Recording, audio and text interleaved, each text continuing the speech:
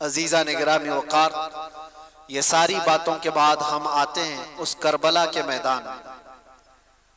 जो खूनी मंजर है वो इसलिए बयान करना जरूरी है कि हमारे हर जवान को ये बात यकीन के साथ मालूम हो जाए कि मुसीबतों से भाग जाने का नाम उसका इलाज नहीं है, मुसीबतों से डट कर मुकाबला करना ही ये हुसैनी ईमान है। और बहुत सारे लोग हमें भी मशवरा देते हैं, बहुत सारे हालात बहुत खराब हैं, हालात बहुत खराब हैं। ऐसे मैंने देखा है इब्तिदाए इस्लाम से लेकर आज तक हालात खराब ही रहे। कब अच्छे हुए थे? क्या आपको इस्लाम की तबलीग करने के लिए फूलों की सेज पर सजा कर लाया जाएगा तभी आप बोलोगे? बहुत सारे लोग ये सोचते हैं हालात बहुत खराब है। मेरे अजीजों, इससे बड़े बड़े हालात खराब होकर गए और अब भी जाएंगे। लेकिन एक बात याद रखना, इन्हीं बुरे हालात के दरमियान इस्लाम का परचम बुलंद करना और अपने नबी पाक सल्लल्लाहु ताला अलैहि वसल्लम की इज्जत पर पहरा देना, ये एक ऐसा तारीखी कदम है। कल को आने वाली नस्लों का ईमान भी तुमसे जुड़ा हुआ है। कल को आने वाली नस्लों के जज्बे और उनके हौसले भी तुम्हारी जिंदगियों से जुड़े हुए हैं। आज अगर तुम बुज़दिल हो गए, फिसल गए, तो कल तो वो लोग पूछेंगे मोहम्मद किसका नाम था। मुआज़ल्लाह रब्बिल आलमीन। अगर आज तुम मसलहतों के पर्दों में छुप करके रहे, हाँ ज्यादा से ज्यादा हमारे साथ क्या होने वाला है वो सबको पता है, अंजाम क्या हो सकता है। इस दुनिया में सबसे ज्यादा यही हो सकता है, मौत आएगी। और सुन्नियों, इस बात से अगर खौफ है तो फिर करबला सुनते क्यों हो? करबला की दास्तानें क्या मजे लेकर सुनने के लिए? सैयदुल शुहदा इमाम अली मकाम रदी अल्लाह ताला अन्हु को देखो, जिंदगियां पूरी कुर्बान की हैं उस मैदान में, और अपनी नहीं। एक बात मैं आपको बताऊं, आदमी अपनी मुसीबत तो बर्दाश्त कर लेता, अपने रिश्तेदारों की मुसीबत बहुत मुश्किल है। तुम अपने सामने अपनी माँ को तड़पता हुआ नहीं देख पाओगे, अपने बच्चों के हल्के बुखार को भी नहीं देख पाओगे। मुझे कुछ सालों पहले की बात है, मैं अपनी प्रैक्टिकल लाइफ ही आपके सामने अर्ज कर रहा हूँ। 2 साल का मेरा बच्चा था, उंगली उसकी दरवाजे पे फंस गई थी, कट गई और लटक गई इतनी तेजी से कि दरवाजा आधी उंगली को काट दिया। और बेचैनी इतनी बेकरारी के उठाकर मैं भी भागता हुआ हॉस्पिटल पहुंचा। और भी थे 2 लोग। छोटा बच्चा 2 साल का हो और वो चीख रहा है, उसकी चीखों से हमारी रूह बेकरार है। डॉक्टर के पास ले गए, डॉक्टर ने देखा, फौरन पकड़कर खून बंद किया और उसके बाद कहा इसको टाके लगाने पड़ेंगे। टाके लगाए बगैर ये कट के गिर सकती हूँ। हमने कहा उस फौरन जो भी फैसला लेना है। नर्स डॉक्टर मिलकर मेरे बच्चे को अंदर ले जाते, हमें कहते आप मत आना, आप बाहर खड़े रहो, क्योंकि बाप और माँ की बेकरारी और बेचैनी देखते हैं। डॉक्टर कहा कि हमारे काम में खलल होगा। मैं कहा मैं देखूंगा। कहा नहीं देख सकोगे। और हकीकत बात है मेरे अजीजों, अंदर जाने की हिम्मत नहीं हुई, इसलिए कि जब वो लोग टाके लगा रहे थे, अल्लाह, कोई बेहोशी की दवा वगैरह नहीं, ऐसे ही टाके लगाए जा रहे थे और बच्चे की चीख से पूरा हॉस्पिटल गूंज रहा था। सच बताऊं, हमारे आंसू है कि थमते नहीं थे, बेकरारी है कि रुकती नहीं थी। जल्दी से जाऊं बच्चे को उठा लूं, जल्दी से जाऊं सीने से लगा लूं। दूर से पुकारता रहा, बेटा बस थोड़ा और, बस थोड़ा और, हो गया हो गया, खत्म हो गया। ये बेकरारी मुझे आज भी याद आती है। फिर उस दिन भी मैंने याद किया था, सिर्फ उंगली कटी थी तो ये बेकरारी थी। वो सैयदुल शुहदा इमाम अली मकाम की गोद में जालिमों ने बच्चों को छलनी कर दिया था। उनके हल्कों में तीर चलाकर इमाम के हाथ में ही उनके बच्चे को शहीद किया था। कैसे वो अपने हाथ में बच्चा उठा करके खड़े होंगे? एक्सप्लेन हम नहीं कर सकते इस चीज को, तसव्वुर से बढ़ करके ये चीज। हम सबके सबर मिल करके भी इमाम हुसैन के कदम तक नहीं पहुंच सकते। हमारी जिंदगियों के सबके सबर, मेरे अजीजों, ये आसान काम नहीं है। आपको पता है, अजीजों की मौत एक के बाद दूसरा, दूसरे के बाद तीसरा, तीसरे के बाद चौथा शहीद होता जा रहा हो। जो इमाम आली मकाम की तरफ से आ रहा है। इमाम हुसैन जानते थे हमारे काफिले में कुल मिलाकर 82 लोग हैं, उधर 22,000 का लश्कर है, मुकाबला कैसे होगा? क्या इमाम आली मकाम को दुनियावी हालात पर खबर नहीं थी? वो रसूलुल्लाह के वो वारिस जिनको रसूलुल्लाह सल्लल्लाहु अलैहि वसल्लम ने फरमाया मेरा जूदो सखा पूरा हुसैन को दिया गया है। क्या वो इमाम आली मकाम को हालात की खबर नहीं थी? सब खबर थी, उन्हें पता भी था ये कोई मुकाबला नहीं। लेकिन वही मैं जो कहता हूं, इम्तिहान की घड़ी बहुत डिफरेंस होती है, बहुत अलग होती है। इमाम आली मकाम को करबला के मैदान में खड़े रहना था। कयामत तक आने वाले मुसलमानों के लिए एक मिसाले राह बन करके कि तुम्हारी जिंदगी में इससे बढ़कर के तकलीफ नहीं आ सकती। तुम्हारी जो भी तकलीफें होंगी वो छोटी होंगी, और तुम अगर घबराते हो कभी छोटी मुसीबतों में, तो ऐ मुसलमानों मुझे देख लेना। इमाम हुसैन का ये दर्स था, तुम देख लेना। आज मुझे बताओ, कोई भी ऐसा बंदा है जिसको भूखा और प्यासा भी रखा जा रहा हो, जिसकी सारी निस्बतों को पामाल करके करबला के मैदान में जबरदस्ती लाया गया हो, जहां जानवर भी पानी पी सकते हो और रसूलुल्लाह का घराना पानी नहीं पी सकता? ये सब्र और इस्तिकामत की वो घड़ी। अब सोचो, एक साथ किसी के साथ हादसा हुआ होगा, मैं मानता हूं, जैसे कहीं पहाड़ की चट्टान के नीचे आ गए, कोई बह के एक ही खानदान चला गया, ऐसे हादसे तो हो सकते हैं। एक साथ चले गए, कोई किसी घर पे ऐसा हुआ हो। इमाम अली मकाम के साथ ऐसा नहीं, स्टेप बाय स्टेप देखा जा रहा है। सुबह से लेकर एक ही मौत, उसको बर्दाश्त करना, उसको सहना, रिकवरी के लिए वक्त तो लगता है, लेकिन कैसे एक साथ मिलकर पूरे खीमे हुसैन को नहीं खत्म किया गया था। इमाम हुसैन रदी अल्लाह ताला अन्हु के साथी पहले जा रहे हैं, जो जाते दुआ सलाम करके मैदान में जाते और वापस नहीं आते थे, और अगर वापस आते तो सिर्फ इतना कहते थे कि पानी की चंद बूंद मिल जाए तो और लड़ेंगे। लेकिन मेरे अजीजों, इमाम हुसैन रदी अल्लाह ताला अन्हु की उम्र पाक उस वक्त आप अंदाजा करो 56 साल की उम्र है। 56 साल की उम्र में वो एक एक लाश को उठा करके जमा करते जा रहे हैं। और जब बारी आई खानदान की, और खानदान में हजरत इमाम कासिम जो इमाम हसन के बेटे जवान थे, 19 साल के, जब वो जा रहे थे तो इमाम अली मकाम ने उनको देख करके सिर्फ इतना कहा था, मेरे मरहूम भाई इमाम हसन की तुम यादगार थे। लेकिन ये सारी यादगारें एक के बाद दीगरे मैदान करबला की रौनक बनती जा रही थी। वो गए वो यजीदियों के दरमियान कितनी देर तक एक तन्हा शेर लड़ेगा। ये सारे भेड़िए जब जत्थे के साथ हमला करते, तीरों से छलनी करके जख्मी करके गिराते और फिर सर को जिस्म से अलग कर देते थे। हजरत इमाम कासिम और हजरत अली अकबर जो हजरत इमाम हुसैन के बड़े शहजादे, उनकी भी उम्र तकरीबन 19 या 20 साल की उम्र। सोचो है नौजवानों, जिनकी उम्रें आज 20 साल के आसपास है, 18 साल, 20 साल, 22 साल। ऐ नौजवानों, तुम्हारी इस जवानी की जिंदगी में तुम रात भर गेम खेलते हुए बैठे हो, इंटरनेट चलाते हो, और इमाम हुसैन के शहजादे इस्लाम बचाने के लिए अपनी जानों को हथेली पर लेकर करबला में खड़े थे। कल कयामत को क्या मुंह दिखाओगे उनके सामने? उनकी भी तो जवानियां थी, उनकी भी तो शादियां होनी थी। वो रसूलुल्लाह का घराना था, पूरे इस्लाम की इज्जत को बचाने के लिए वो करबला के मैदान में कुर्बानियां दे रहा है।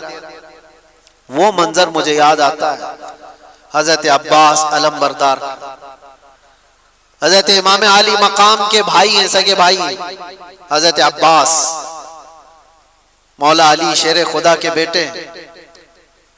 इनको एक चीज बेकरार कर गई, वही मैं कह रहा हूं ना, अपनी तकलीफें बर्दाश्त कर सकता है आदमी, अपने अहले खाना, अपने रिश्तेदारों की तकलीफ बर्दाश्त नहीं कर पाता। हुआ ये कि 9 साल की बच्ची हजरत बीबी सकीना, वो हजरत इमाम आली मकाम की छोटी शहजादी हैं, वो हजरत अब्बास से कहने लगी, चचा क्या आप जाकर के हमारे लिए पानी का इंतजाम कर सकते हैं? तो हजरत अब्बास से अब रहा ना गया, कहा अपनी प्यास तो बर्दाश्त कर सकते हैं, बच्चों की प्यास के लिए कैसे बर्दाश्त करें? हजरत अब्बास कहते हैं कि बेटी सकीना मैं तेरे लिए पानी लाता हूं। या तवज्जो, वो गए किसी तरह से, वो जवां मर्दी जो हैदर कर्रार के शहजादों में वो कहीं नहीं मिल सकती। सारे इन यजीदियों के नरगे को फलानते हुए दरियाए फुरात पर गए भी और मशकेजा पानी का भर लिया। एक बात मैं आपको कहता हूं, 3 दिन के भूखे और प्यासे, वो भी तो भूखे और प्यासे, दरियाए फुरात पर पहुंच भी गए, पानी भर भी लिया। खीमा इमाम हुसैन पर पानी लाना ये बात की बात थी, लेकिन चुल्लू में तो खुद के पानी था, पहले खुद भी तो पी सकते थे। इमाम हुसैन के खीमे तक पानी पहुंचाने के लिए वो आए जरूर थे, लेकिन खुद भी तो 3 दिन के प्यासे हैं, पी लेते। चुल्लू भर पानी उठाया और फेंक दिया। कहा कि ये गैरत मेरी गवारा नहीं करती कि हुसैन के घर वाले प्यासे और मैं पानी पी रहा हूं। रसूलुल्लाह का लाडला नवासा प्यास में हो और मैं यहां अपनी प्यास बुझा रहा हूं, एक कतरा पानी नहीं पिया। ये कैसा ईमान था, कोई भी हो अपनी प्यास से बुझा लेता। लेकिन रसूलुल्लाह के इस घराने की कितनी मिसालें आपके सामने। हजरत अब्बास मशकेज़े से पानी लेकर के वो जब वापस लौट रहे थे, यजीदियों में शोर मच गया कि अगर ये पानी गया वापस तो लड़ाई लंबी हो जाएगी, हम मुकाबला नहीं कर पाएंगे हैदर कर्रार के शेरों का, किसी तरह से ये पानी खत्म कर। किसी जालिम ने आकर हजरत अब्बास के दाएं मोंडे पर तलवार मारी तो हाथ ही कट के गिर गया। ये कोई मैं ठोकर लगकर चमड़ी निकलने की बात नहीं कर रहा हूं, हाथ कट के गिरा हो जिसपे मशकेजा पानी का पकड़ा हुआ था। हजरत अब्बास ने कहा बाएं हाथ से उठा लेता, हिम्मत नहीं हारी, पानी मुझे सकीना को पिलाना है। जब वो दूसरे हाथ में पानी उठाकर दौड़ रहे थे तो यजीदियों ने ये हाथ को भी काट दिया, ये हाथ भी काट दिया। जिसके बाजुओं के दोनों हाथ काट दिए हो उसकी कैफियत क्या हो? क्या दर्द नहीं होता हो? क्या तड़प नहीं होती हो? लेकिन उनके अंदर एक ही धुन थी कि मुझे पानी पिलाना है खीमा हुसैन।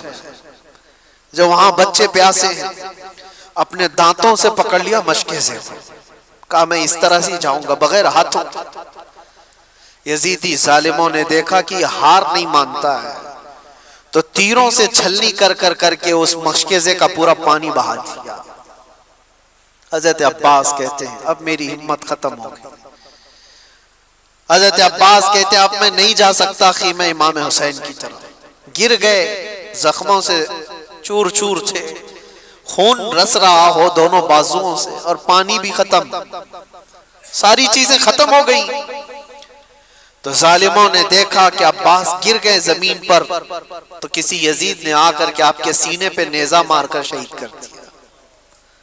ये वो मंजर था।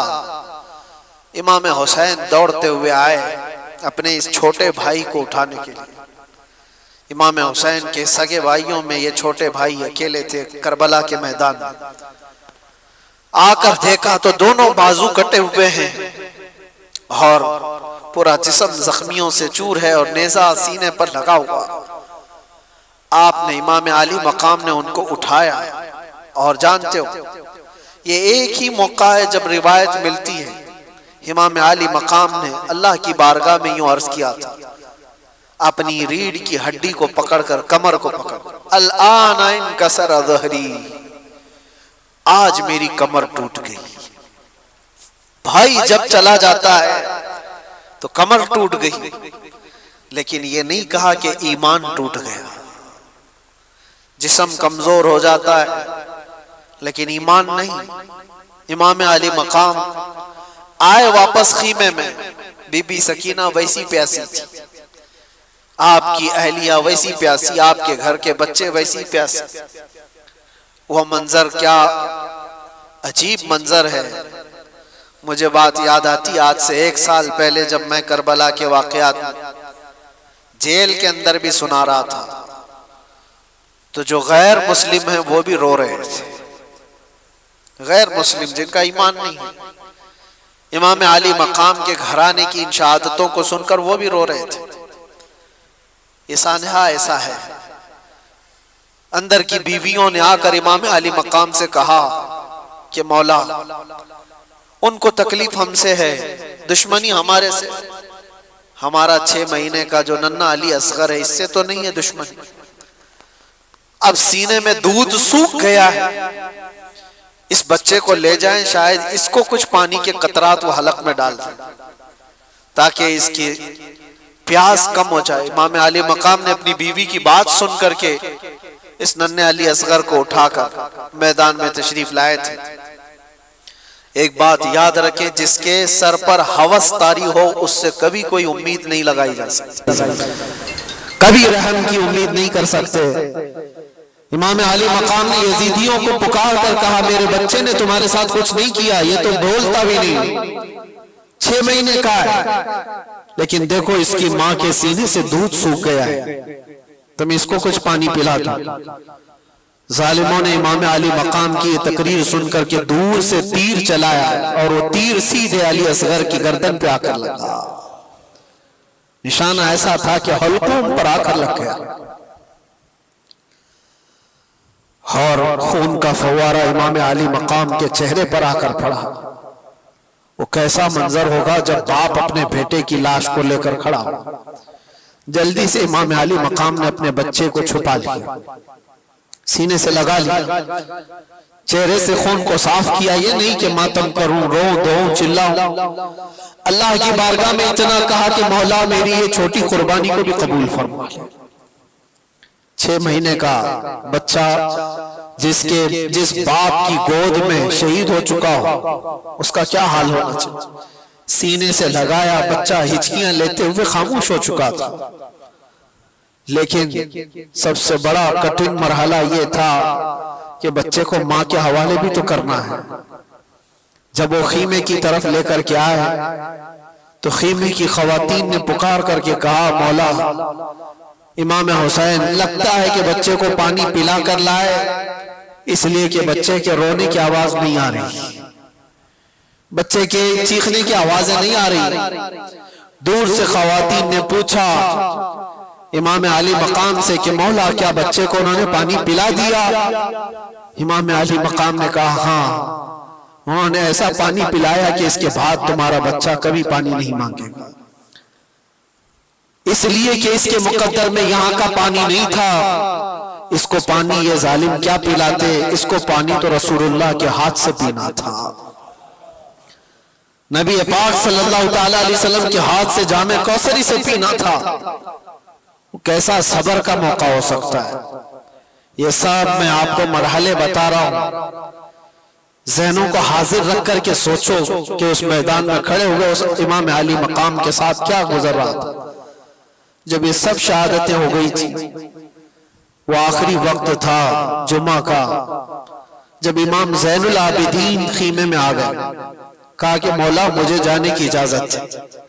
एक ही बेटे बच्चे थे इमाम अली मकाम के, इमाम ज़ैनुल आबिदीन बीमार थे और वो कपड़े पहन करके जब अपने बाबा जान के पास आए, 17 साल की उम्र के, इमाम अली मकाम से कहा मुझे बाबा इजाजत दो, सारे भाई हमारे शहीद हो चुके, घर पूरा चला गया, आपकी इज्जत और आबरू पर कोई हर्फ आने ना पाए जब तक आपका बेटा है।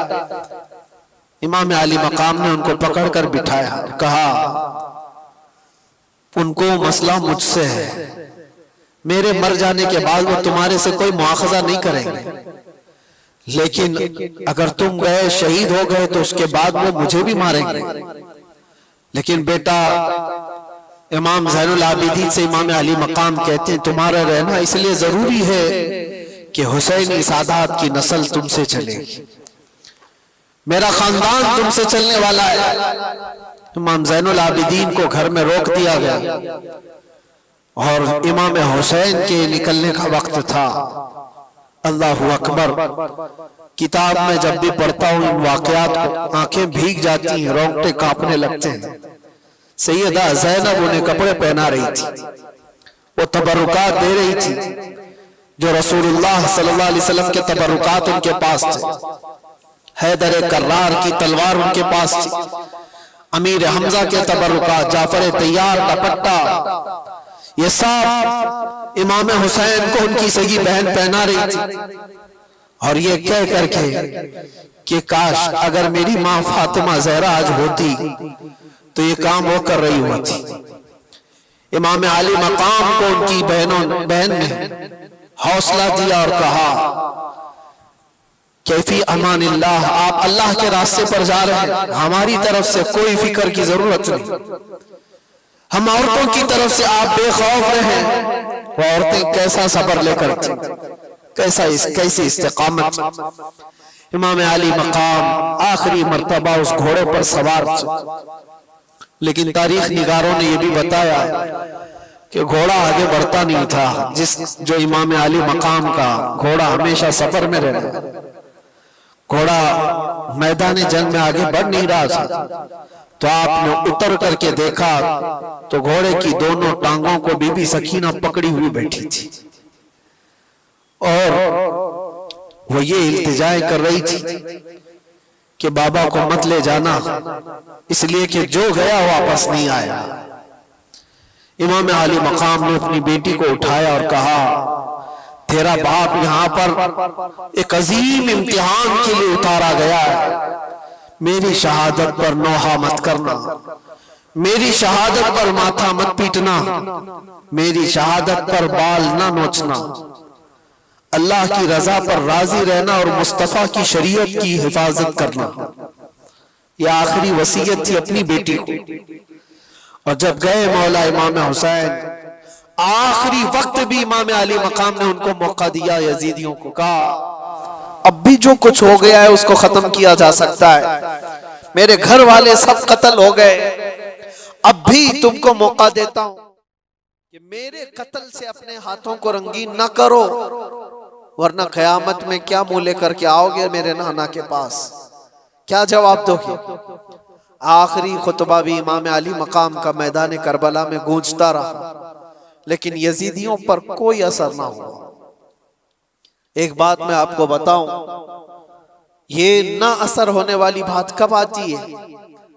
जब किसी पर कोई बात असर नहीं करती है तो ये वही मकाम होता है जब दिल दुनिया की लालच में मुर्दा हो चुका हो। वो आज भी हो सकता है। और कहा गया जब किसी का दिल मुर्दा होता है लालच में, दुनिया की लालच में, उसके लिए मां से जिना भी कोई बड़ी बात नहीं होती। इसलिए हमेशा याद रखो, दिल के मुर्दा होने से पहले पहले अपने दिलों का इलाज करो। दिल जिसका मुर्दा होता है उसे कोई एहसास ही नहीं होता कौन मर रहा है कौन जी रहा है। इसलिए मेरे अजीजों, वो यजीदी जो वहां खड़े थे वो मुर्दा दिल थे, लालच सवार थी, दुनिया की हवस सवार थी। इमाम आली मकाम के दिए हुए खुतबों का कोई असर नहीं हुआ। उनको खुतबा सुनने की जरूरत क्या थी, सिर्फ इतना देख लेते चेहरे इमाम हुसैन में जलवे रसूल नजर आ रहा होता। क्या उनको ये नहीं मालूम था कि ये फातिमा ज़हरा का लाडला है? क्या उन्हें नहीं मालूम था ये हैदर कर्रार का लख्ते जिगर है? क्या उन्हें नहीं मालूम था कि रसूलुल्लाह ने कहा है अपनी हदीस पाक में, अल हसन वल हुसैन सय्यदा शबाबी अहलिल जन्नह, हसन और हुसैन जन्नती जवानों के सरदार हैं। ये सब बातें उनको नहीं मालूम थी? सब मालूम थी, लेकिन तुफ है, लानत है दुनियावी हवस और हिर्स का कि जब ये किसी के दिल पर सवार हो जाती है तो फिर तमाम एहसासात उसके खत्म हो जाते हैं। एक ही चीज नजर आ रही होती है, दुनिया दुनिया दुनिया। वो निस्बतों का एहतराम नहीं करता, उसे माँ बाप बेटी उस्ताद मुर्शिद औलिया अंबिया कुछ माने नहीं रखते। दिल जब मुर्दा होता है, इसीलिए मैं कहता हूं मेरे अजीजों, दिलों को मुर्दा होने से बचा लेना, हमेशा दिलों को मुर्दा होने से बचा लेना। मैं इस पर फिर गुफ्तगू करूंगा इंशाअल्लाह। आज जिक्र की मजलिस भी है और हम अपने दिलों को जिंदा करने के लिए आए, लेकिन तस्करा इमाम हुसैन का इसलिए जरूरी था कि आज की ये रात मौला हुसैन की कैसी रात रही हो। जब आप आए आखिरी खुतबा भी दिया, जालिमों पर कुछ असर ना हुआ, लड़ने पर तुल गए। और लोग ये तो बयान करते हैं कि इमाम अली मकाम को शहीद कर दिया गया, लेकिन क्या आपने कभी ये भी सुना कि इमाम अली मकाम के शहजादों ने इन कुत्तों की कैसी दुर्गत बनाई थी? एक एक शहजादे ने 100 पर हमला किया था। एक एक शहजादे ने 100 पर हमला किया है, इसीलिए तो वो मुकाबला तन्हा कर नहीं पाते थे। हजरत इमाम कासिम इमाम हसन के बेटे, एक ही जवान ऐसा है जो मैदान में मौजूद एक बहुत बड़ा पहलवान मुकाबले में आया था और उसने कहा था कि मैं इस बच्चे के मुकाबले का लायक नहीं हूं, ये बच्चा मेरे लायक नहीं है, मैं तो अपने बेटे भेजता हूं। उसके 4 बेटे थे उस पहलवान। इमाम कासिम को 19 साल का जवान ये कह रहा था लड़का है और मैं लड़कों से मुकाबला नहीं करता, मेरा बेटा काफी है। पहले अपने बेटे को भेजा इमाम कासिम के मुकाबले में, मिनट नहीं गुजरे थे कि गाजर की तरह काट के रख दिया। दूसरे बेटे को भेजा, इमाम कासिम ने उसकी गर्दन उड़ा दी। तीसरा आया, तीसरा भी मर गया। चौथा आया, चौथा भी मर गया। एक हैदर कर्रार का शहजादा है, पहलवान के 4 पहलवान बेटों को मिनटों में उड़ा दिया। अरे उनको पानी दिए होते तो 22,000 को एक इमाम कासिम ही खत्म कर देता, लेकिन वो इम्तिहान की घड़ी थी, इम्तिहान की घड़ी थी। और उसके बाद वो पहलवान फिर मुकाबले में आया कि 4 मेरे बच्चों को ये गाजर मूली की तरह काट के रख चुका है, और आया और कहने लगा तू जानता है मेरा मकाम क्या है, मैं कितने लोगों से तन्हा लड़ सकता हूं। बड़ी बुलंद बांग दावे करते हुए वो आया। इमाम कासिम ने कहा सुना तो बहुत है तेरे चर्चे, तू बहुत बड़ा पहलवान है, लेकिन मैं देख करके अफसोस कर रहा हूं कि तुझे घोड़े की जेन बांधने का तरीका भी नहीं आता। घोड़े की जो रस्सी होती है ये बांधना एक फन होता है फौजी का, सिपाही का, तुझे बांधने का तरीका नहीं आता और इतना बड़ा पहलवान कहलाता है। उसके लिए शर्मिंदगी की बात थी, आर की बात थी, बहुत ऐब की बात थी। वो कहा मेरे घोड़े की रस्सी सही बांधने का तरीका मुझे नहीं आता, तुम सिखा रहे हो। वो घोड़े की नाती देखने के लिए क्या झुका था, इमाम कासिम ने एक ही वार में उसको खत्म कर दिया। ये मंजर हैदर कर्रार के बेटों का था। मैं आपको इसलिए बता रहा हूं कि सिर्फ और सिर्फ शुहदाए कराम की शहादत ही नहीं, ये भी बताओ कि मारा भी कैसे। इमाम हुसैन का जज्बा सिर्फ ये नहीं कि कुछ आ जाए तो मर जाओ, कट जाओ, नहीं, इमाम अली मकाम ने कहा है कि मर जाना और कट जाना ये मुकद्दर में होगा, अल्लाह ताला ने लिखा होगा तो होगा, लेकिन उस वक्त के आने से पहले पहले तक अपने जमीर का सौदा करके किसी से हाथ मिलाना ये हुसैनी ईमान नहीं है। जब तक दम में दम है मुकाबला करो, हाथ तुम्हारा होगा, मार अल्लाह की होगी, मुकाबला करो। कभी ये मत सोचना कि मैं तन्हा कुत्तों में घिर गया हूं, कोशिश तो करके देखो, होता है मेरे अजीजों। बहुत मकामात पर हाथ तुम्हारा होगा, मार अल्लाह की होगी। और इमाम हुसैन इमाम अली मकाम जब मैदान करबला में आखिरी वक्त उन जालिम कुत्तों से लड़ रहे थे, एक दो नहीं कितनों को ढेर किया था। 3 दिन का प्यासा 56 साल का रसूलुल्लाह का बेटा, कितनों को वो मौत के घाट उतार रहे थे। फिर ऐलान हो गया कि अगर इनके मुकाबले में इस तरह जाते रहोगे तो ये सब कटते रह जाएंगे, शाम तक शायद सफाया हो जाए, घेर लो इनको, तीरों से छलनी करो। पहले हर तरफ से तीरों की बारिश शुरू हो गई। इमाम अली मकाम के पूरे जिस्म में जगह जगह तीर आकर लगने लग गए। बाज तारीख निगारों ने कहा है कि 72 से ज्यादा तीर लगे हुए थे। 72 तीर किसको कहते हैं? और आप इतने ज्यादा तीर जब जिस्म पर लगे तो घोड़े से आप उतर आए। ये वही वक्त था, जुमा का वक्त, आशूरा का 10वीं मुहर्रमुल हराम। इमाम आली मकाम जैसे ही उतरे सजदे में गिर गए। सजदे में जैसे ही गिरे, उन जालिम कुत्तों ने सोचा इससे बेहतर मौका नहीं है। खोली और शिमर जैसे इन जालिमों ने इमाम आली मकाम की पीठ पर अपना पांव रख करके आपके सर मुबारक को जिस्म से अलग कर दिया। इन्ना लिल्लाहि व इन्ना इलैहि राजिऊन। लेकिन मेरे अजीजों, इमाम हुसैन रदी अल्लाह तआला अन्हु की इस शहादत उज़्मा पर जितना गम करो वो कम है, जितना गम मनाओ वो कम ही है। हम मानते हैं जिंदगी भर इस दुख को हम साथ लेकर जीते हैं, लेकिन साथ में उनका ये मैसेज भी तो लेकर के जाओ। आज लोग ये समझते हैं सिर्फ पट्टी बांध लेने से हुसैनी हो जाएंगे। तुम पट्टी बांध करके दिखा रहे हो या हुसैन लिख करके? मेरे अजीजों, इमाम आली मकाम पट्टी बांधे तो नहीं थे, लेकिन दाढ़ी जरूर रखे हुए थे। हुसैन के नाम की पट्टी तो चेहरे पर आ गई, हुसैन के नाम की दाढ़ी क्यों नहीं आई? वो रसूलुल्लाह का शहजादा जो अपने अखलाक व किरदार के साथ मैदान करबला में आया था, साल भर ऐश कर रहे, नाच रहे, गा रहे, सब कुछ कर रहे, और मुहर्रम में तुम्हें गमे हुसैन है। गमे हुसैन का हक वो अदा करता है जिसे पैगाम हुसैन की भी याद है। हुसैन क्यों शहीद हो गए थे? इसलिए कि इस्लाम हम तक पहुंच जाए, ये ईमान की दौलत बाकी रहे। ये जो आज आप रौनकें देख रहे हैं ये मस्जिदों की, क्या ये इमाम आली मकाम की कुर्बानी की बरकत नहीं है? आज पूरी दुनिया में मैं मानता हूं इस इस्लाम को आबियारी अता की है खून इमाम हुसैन। इसीलिए कहा है कत्ले हुसैन असल में मर्गे यजीद है, इस्लाम जिंदा होता है हर करबला के बाद। इमाम आली मकाम का ये पैगाम याद रखो है नौजवानों। तुम्हारी जिंदगी में बहुत सारे ऐसे मौके आएंगे, बहुत सारे ऐसे मौके आएंगे, और यजीदी फितनों से तुम्हें दो चार होना पड़ेगा। लेकिन इसका मतलब ये नहीं है कि तुम सर छुपाकर भाग जाओ।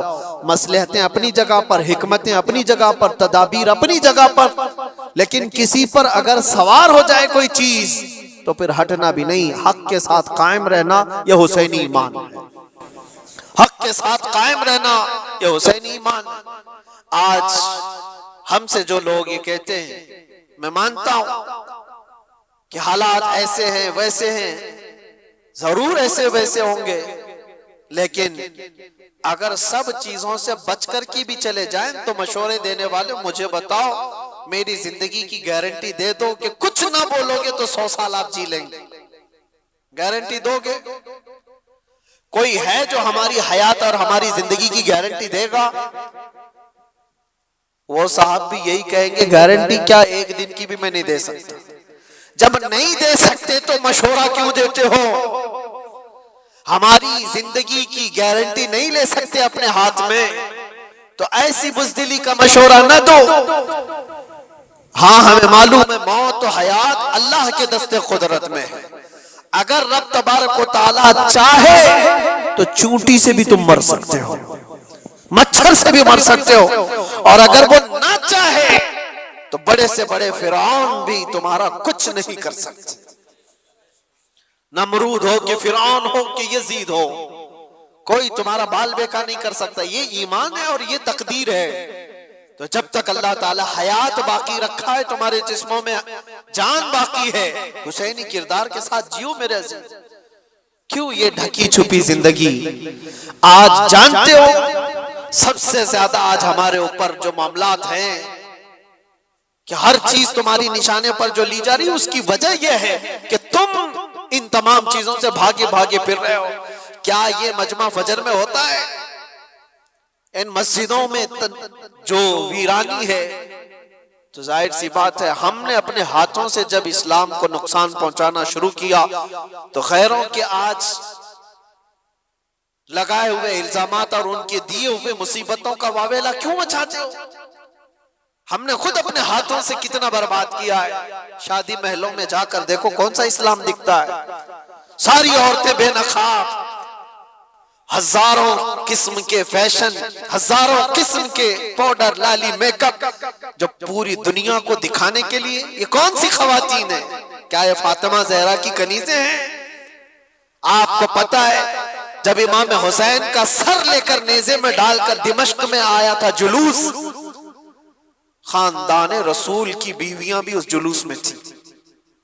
इमाम हुसैन की बीवियां, इमाम हुसैन की बहन, इमाम हुसैन की बेटी, सब उस जुलूस में कैदी बना करके यजीद के दरबार में ले जाए जा रहे थे। एक वाकया बताता हूं।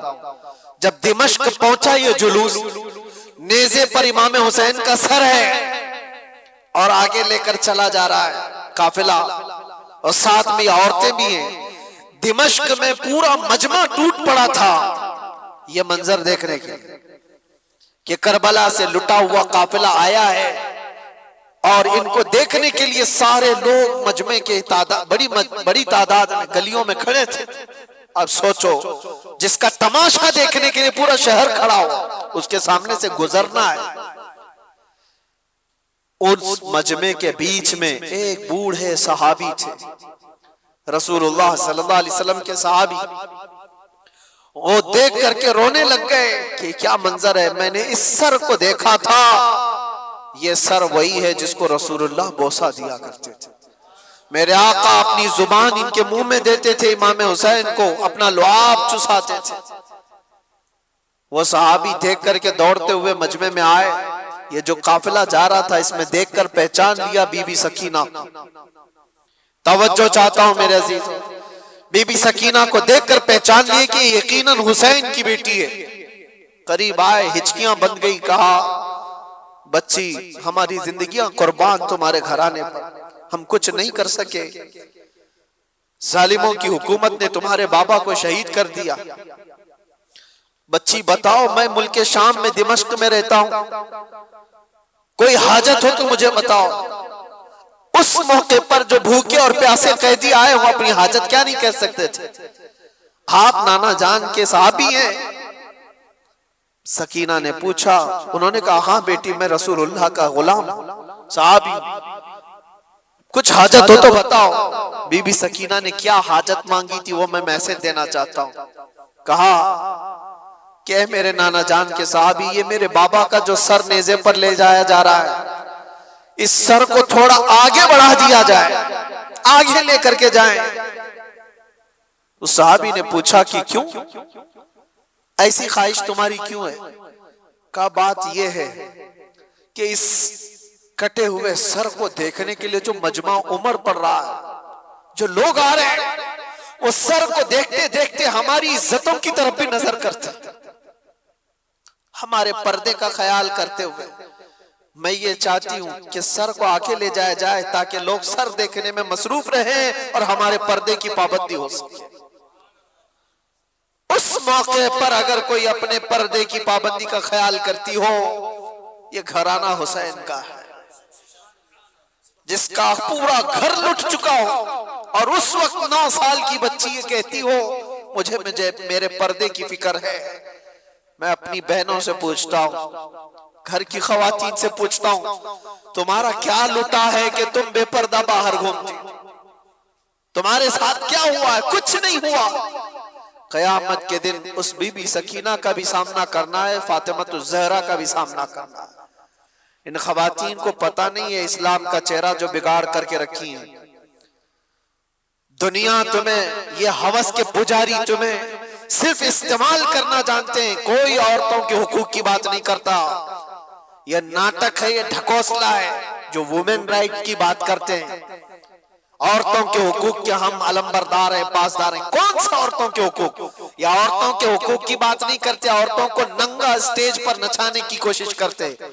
ये सारे वो कुत्ते हैं राल टपकाते हुए औरत को नंगा देखकर मजे लेना चाहते हैं, और हमारी बच्चियों को ऐसा लगता है कि ये आजादी है। आजादी है? आजादी नहीं, ये जहन्नमी जिंदगी है। अल्लाह ने तुम्हें अशरफुल मखलूकात बनाया, तुम जानवरों की तरह जिंदगी गुजारना चाहते हो। जानवर तो कपड़े नहीं पहनते, और यहां औरतों को ऐसा लगता है जितना शॉर्ट लिबास पहनेंगे उतना फैशन है, जितना कम कपड़ा पहनो तो फैशन है। कम कपड़ा पहनना अगर फैशन है तो कुत्ते और जानवर जो भैंस है वो तुम्हारे से ज्यादा फैशनेबल है, वो तो एक भी कपड़ा नहीं पहनते। क्या नंगा रहना कोई फैशन है? उम्मते मुस्तफा के ईमान को गारत करने के लिए दुनिया फैशन के तौर तरीके बनाती है। माँ और बहनों की आज इज्जत लूटी जा रही है, इसकी वजह क्या है? काश इस्लामी पर्दे की हिमायत की होती है, इनकी इज्जतें महफूज होती। ऐ नौजवानों, एक बात याद रखो, मैं यहाँ से पैगाम औरतों को दे रहा हूँ जरूर, लेकिन एक हदीस ये भी सुनाकर जाता हूँ। अल्लाह के नबी सल्लल्लाहु अलैहि वसल्लम ने फरमाया, दयूस जहन्नमी है, दयूस जहन्नमी, दयूस जहन्नमी है। 3 बार मुस्तफा करीम सल्लल्लाहु अलैहि वसल्लम ने फरमाया। तो सहाबा ने पूछा, या रसूल अल्लाह कौन है दयूस? मेरे आका ने फरमाया, वो मर्द जहन्नम में जाएगा जिसकी औरत बेपर्दा बाहर घूमती है। तो मर्द के लिए हुजूर ने फरमाया, मर्द जो अपनी औरत को बेपर्दा बाहर घुमाता है वो जहन्नम में जाएगा। तो जो बेपर्दा औरत है उसका अजाब क्या होगा?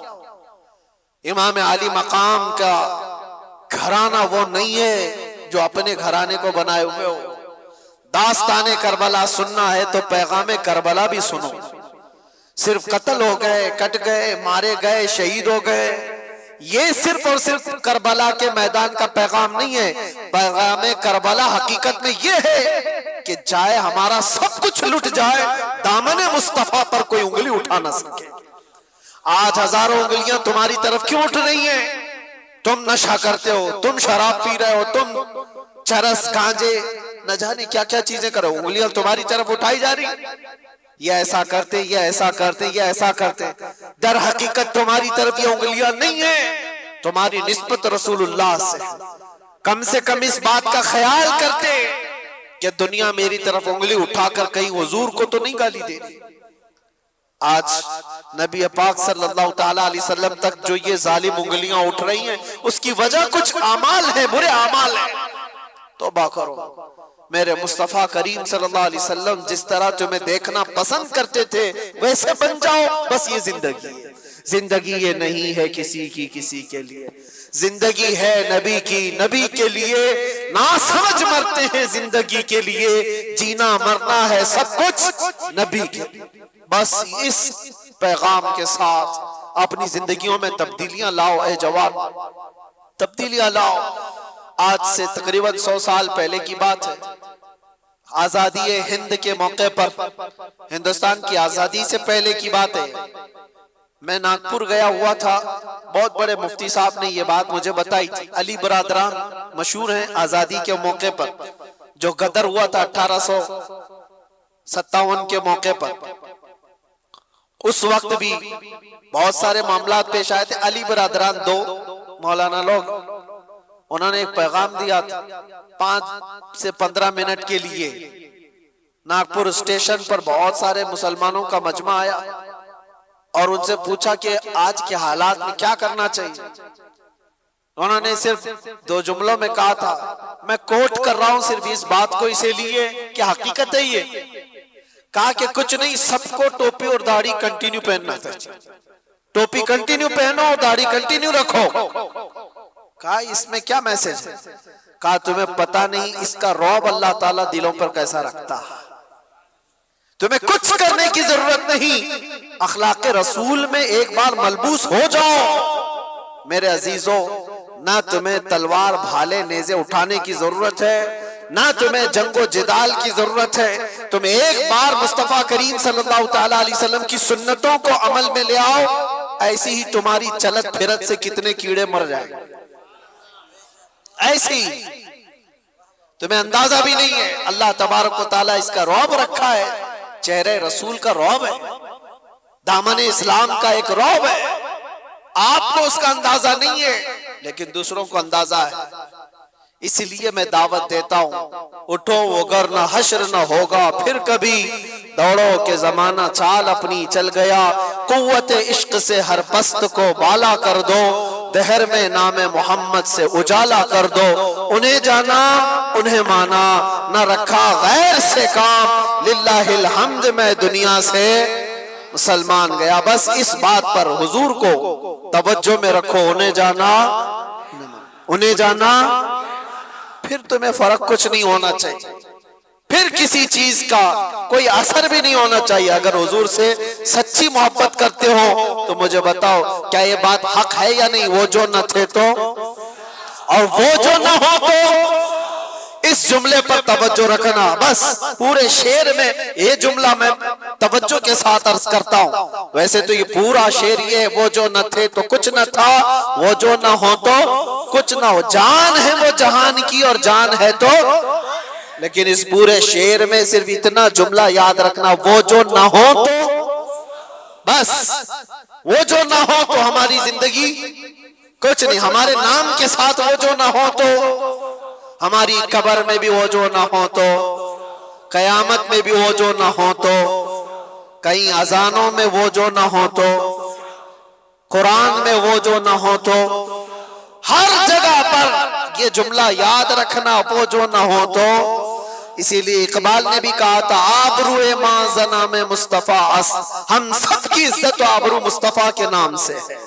हर चे दरी दुनिया बादे मुस्तफा अस, जो कुछ भी इस दुनिया में है वो मुस्तफा के बाद, हुजूर के बाद। यही पैगाम इमाम अली मकाम का था, आखिरी बात। और इसके बाद हम दुआ करते हैं, जिक्र के लिए मजमा ज्यादा है। आखिरी बात इमाम अली मकाम के लिए, ये एक चीज, कुरान की आयत मैंने तिलावत की, आपने सुना था, वला तक़ूलू लिमन युक़तलू फी सबीलिल्लाहि अमवात।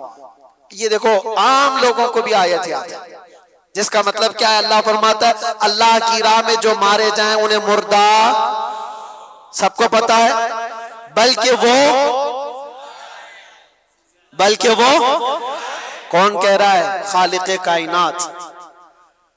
वो कह रहा है बल्कि वो जिंदा है। तुम्हें उसका शऊर नहीं, तुम्हें उसका शऊर नहीं, तुम्हें अंदाजा नहीं, वो जिंदा है।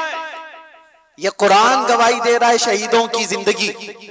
अब मुझे बताओ, इमाम हुसैन जिंदा है या नहीं? तो जिंदा जावेद का हम मातम नहीं करते, जिंदा जावेद का हम। खैर, मुझे जो बात अर्ज करनी है, एक तरफ तो कुरान की ये आयत और एक तरफ दूसरी आयत मैं आपको बताता हूं 20वें पारे में अल्लाह अपने रसूल से फरमा रहा है, या अबू जहल, या उतबा, या शैबा, ये सब जितने दुश्मनाने रसूल है, इन्नका ला तुस्मिउल मौता वला तुस्मिउस सुम्मा दुआ।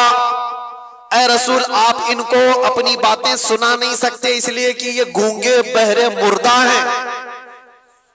अल्लाह फरमा रहा है क्या है? वो मुर्दा है। किसको मुर्दा कह रहा है? वो चलते फिरते भी हैं, खाते पीते भी हैं, उठते बैठते भी हैं, बातचीत भी करते हैं। और कुरान क्या कह रहा है? वो मुर्दा है। और एक तरफ करबला के मैदान में आओ, हाथ अलग है, पैर अलग है, जिस्म अलग है, धड़ अलग है, गर्दन अलग है, कुरान कहता है वो जिंदा है। कुरान क्या कहता है? और दूसरी जगह पर तो अल्लाह ने और भी उससे बुलंद बात फरमाई, वला तहसबन्नल्लज़ीना कुतिलू फी सबीलिल्लाहि अमवाता, बल्कि उनके मुर्दा होने का गुमान भी मत करो। कहना अलग बात है, सोचना अलग बात है। पहली आयत में क्या था?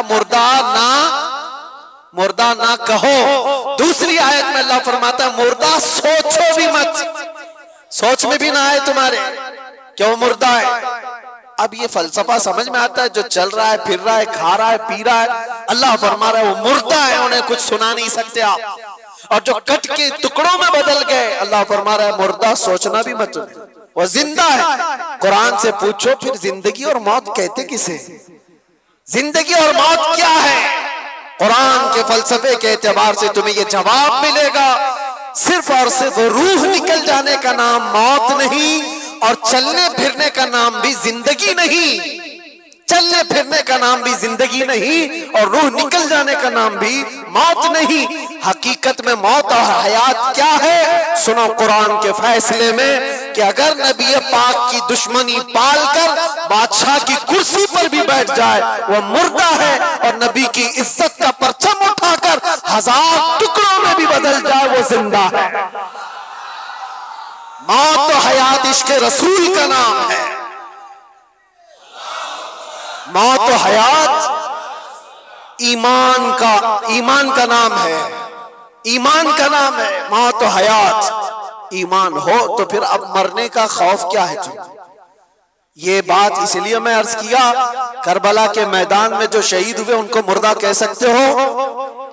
नहीं, ईमान पर जिनकी मौत हुई है, जुल्मन अगर कत्ल हुए हैं तो अल्लाह ने उनकी जिंदगी की शहादत कुरान में अता फरमाई। तो अब मरने का डर क्यों पालते हो? अब मरने का डर क्यों पालते हो? दो प्लस पॉइंट तुम्हारे पास है। अगर जुल्मन मारे गए तो शहादत के बाद हमेशा की जिंदगी, और ये तो इब्तिदा है, मरने की इब्तिदा है। अगर जुल्मन मारे गए तो शहादत और हमेशा की जिंदगी। और दूसरी बड़ी नेमत यह है कि कब्र में पहुंचने से पहले ताजदारे मदीना की जियारत। इससे बढ़कर के और क्या चाहिए? जब किसी बंदे को ये ख्यालात हो कि मुझे मेरे मुस्तफा की जियारत करनी है, तो वो बंदा मरने से डरता नहीं है, बल्कि वो रोज इंतजार में होता है कि वो घड़ी कब आएगी जब आंखें बंद होगी और दीदारे मुस्तफा होगा। इसीलिए मेरे अजीजों, जानते हो आप, एक मोमिन सालेह को मौत के बाद उसके घर वाले कब्र में ले जाकर दफन करके आते हैं, तो हुजूर ने जो फरमाया वो सच है कि मुनकर नकीर आते हैं, फरिश्ते आएंगे सवाल जवाब के लिए। लेकिन हुजूर फरमाते कब्र में मैं भी हूंगा, और मुनकर नकीर हुजूर की तरफ दिखा करके मुर्दे को पूछते इनके बारे में क्या कहता था। ये सवाल होगा कि नहीं होगा? लेकिन शायर ने बहुत अच्छे अंदाज में इसको कहा है, जो बंदा जिंदगी भर ये तमन्ना करते करते करते रह गया कि आज होगी जियारत की कल होगी, आज होगी जियारत की कल होगी, और मर गया बंदा, ख्वाब में जियारत ना हो सकी, अब उसको यकीन था मरने के बाद तो होगी, मरने के बाद तो पक्का होगी। और जब मर गया तो कब्र में आकर फरिश्ते झिझोड़ कर उठा रहे हैं, तो झिझला करके क्या कहेगा? अब तो पाए नाज से ऐ फरिश्तों क्यों उठो, अरे मर के पहुंचा हूं यहां इस दिलरुबा के वास्ते, मर के पहुंचा हूं यहां, मुझे यहां तक पहुंचने में मरना पड़ा है, मौत आई है तब मैं यहां पहुंचा हूं, गिर पड़ के यहां पहुंचा, मर मर के इसे पाया, छूटे ना इलाही अब संगे दरे जाना ना। मेरे अजीजों, इस तमन्ना के साथ अपनी जिंदगी गुजारो। आज जो शब आशूरा है, दुआ करो कि मौला करी जब तक हमारी जिंदगियां बाकी हैं, हमारे जिस्म में खून का आखिरी कतरा बाकी है, ईमान और इज्जत की जिंदगी अता फरमा, और जालिमों की सोहबत से और बुज़दिलों की सोहबत से हमेशा हमारी हिफाजत फरमा, हमारी रगों में हुसैनी खून अता फरमा, हमारे दिलों के अंदर जज्बे हुसैनी अता फरमा, हमारी औलाद हमारी नस्ल सबको गुलामान हुसैन में पैदा फरमा, और यजीदी फितनों से मौला हमें डट कर मुकाबला करने की तौफीक अता फरमा। व आखिर दावाना अनिल हम्दुलिल्लाहि रब्बिल आलमीन। अस्सलाम।